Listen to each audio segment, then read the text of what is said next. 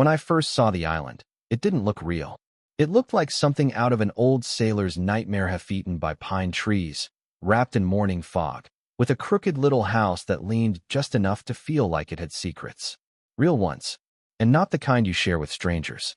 It was beautiful in a way that didn't ask for approval. After 20 years of grinding through the logistics business, building a shipping company from the ground up, surviving a divorce and a nasty business fallout, all I wanted was quiet. Not the kind of quiet you get with noise-canceling headphones or overpriced retreats. I mean real silence. The kind you only find when the nearest Starbucks is an hour away and your cell signal gives up halfway across the lake. I bought the island fair and square, every paper notarized, checked with the county 3 times. The house came as is, roof partially caved in, weather vane frozen in place, and a basement that smelled like old books and wet ghosts. There was even a dead raccoon in the living room. Felt like stepping through a crack in time, like I was trespassing on history rather than moving into a new home.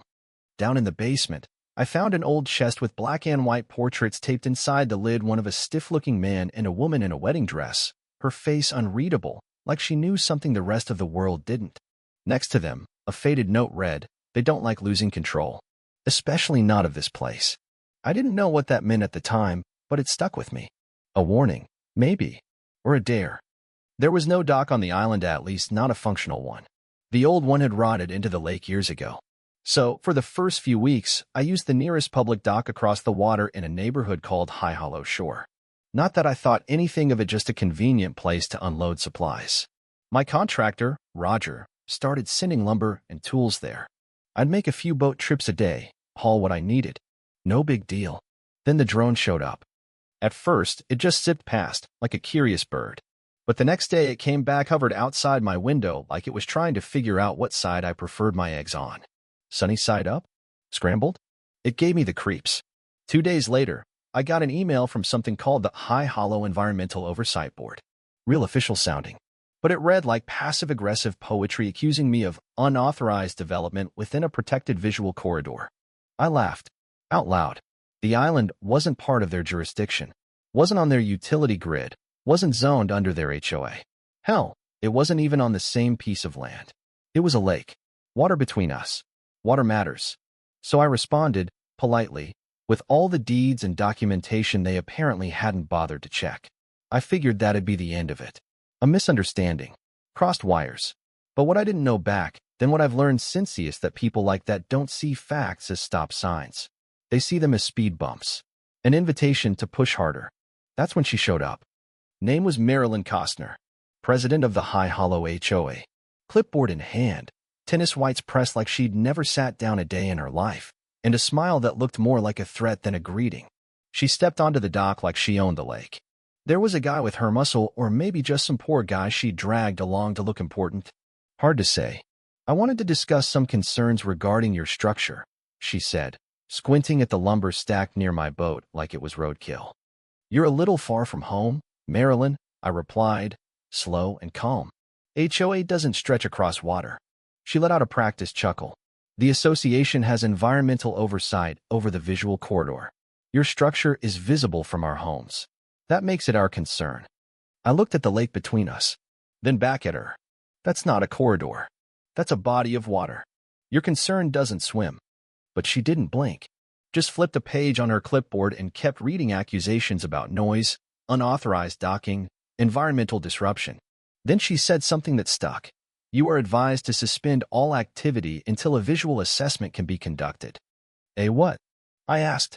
You gonna kayak over and judge my chimney? I can have the compliance board here by Saturday. I laughed. She didn't.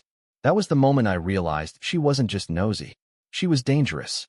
That afternoon, I called Roger and told him to keep deliveries coming. The next morning, he texted me. 2 suppliers pulled out. Someone from HOA threatened permits. I'm out unless you clear it. 2 more calls, same thing. Marilyn had started putting pressure on everyone I worked with. No legal orders. Just the kind of soft intimidation that makes nervous people back away. And then they cut the dock.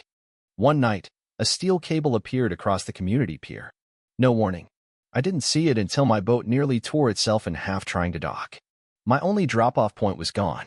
I didn't shout. Didn't call anyone to scream. I just got quiet. And when I go quiet, it usually means I'm planning. That weekend, I rented a private slip at a marina on the far side of the lake outside HOA sidelines. I hired a guy named Curtis, a no-nonsense barge operator who didn't give a damn about local politics as long as you paid him cash. He started bringing me lumber, water tanks, even solar panels. Every crate felt like a punch thrown back. And I got my own drone. Black body, silent, long-range, thermal camera. Not just to watch the water anymore, but to watch who was watching me.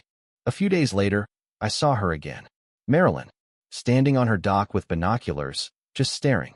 She didn't move, didn't wave. She was planning something. I could feel it. Then came the fire. I was in the city for the day, meeting an architect about converting the old boathouse into a guest suite. Middle of the meeting, I checked my security cam feed from the island. At first, I thought it was a glitch, but the timestamp was current, and the footage was real. 2 pontoon boats, 5 people, matching reflective vests labeled environmental oversight. Cheap, custom printed. One guy wore flip-flops. They marched right into my house like it was theirs. Sledgehammers came first through the bay window, then wires yanked out from the solar panels. Someone kicked over my tool chest and laughed. I saw her mouth the words, "This is trash." One man took a crowbar to the water tank I'd installed myself. Another doused something behind the house with fluid from a red canister.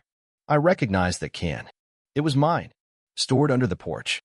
And then, fire. It started small. A flicker. Then it roared through the extension I just finished stabilizing. Smoke climbed into the sky. I watched, helpless, as my roof collapsed in on itself like a punched lung. Just before they left, one of them hammered a wooden stake into the ground. Tacked on a handwritten sign, "Unauthorized structure decommissioned. Chera compliance complete." I stood there, in my office, frozen. Couldn't move. Couldn't speak. Just watched. When I got back to the island, the smell hit first ash, wetwood, melted wire. The house was smoldering, one wall caved in.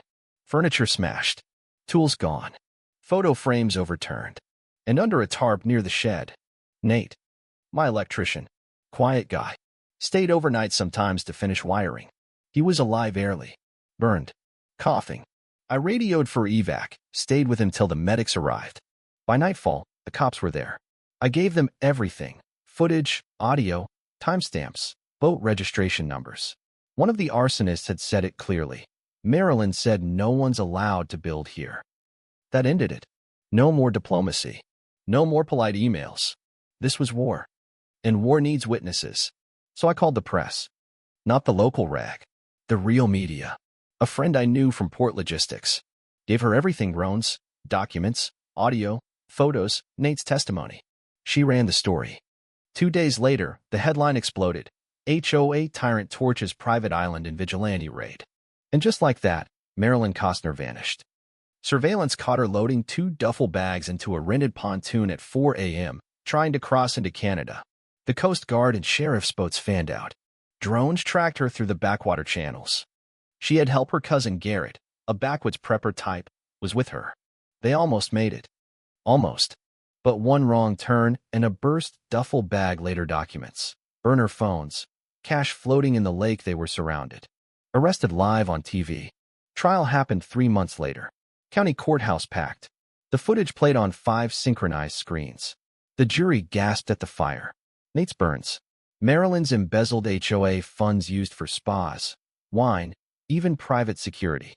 Witnesses broke down crying. Residents who lived in fear. One guy said his car got keyed after voting against her. Another got anonymous letters threatening his home value. And when Marilyn finally snapped screaming in court, accusing everyone of lice, it was over. The judge sentenced her to 11 years. Dissolved the HOA. Awarded me $1.3 million in damages. I didn't smile. Not then. But I felt something shift. A year later, I rebuilt. Cedar and stone. Solar-powered. I called the guest suite the Phoenix room. Nate wired it himself. We planted cherry trees on the ridge. 10 of them. One for each lie she told under oath. That summer, I threw a party. People came. The ones she bullied. The ones she scared. They brought food and stories and smiles that felt earned. I installed a plaque by the trail. This house stands because Marilyn no longer does. And later, walking with my niece, she asked, "Uncle Luke, is this your kingdom now?" I smiled. "No," I said. "It's just my little piece of peace." And if you've ever dealt with folks like Marilyn, you'll know exactly how valuable that is. If you've ever been pushed by power-hungry bullies hiding behind neighborhood rules, tell me your story in the comments. Do you think HOAs have too much control? Should communities fight back when one person tries to rule it all? Let's talk about justice and peace and what it costs to earn it.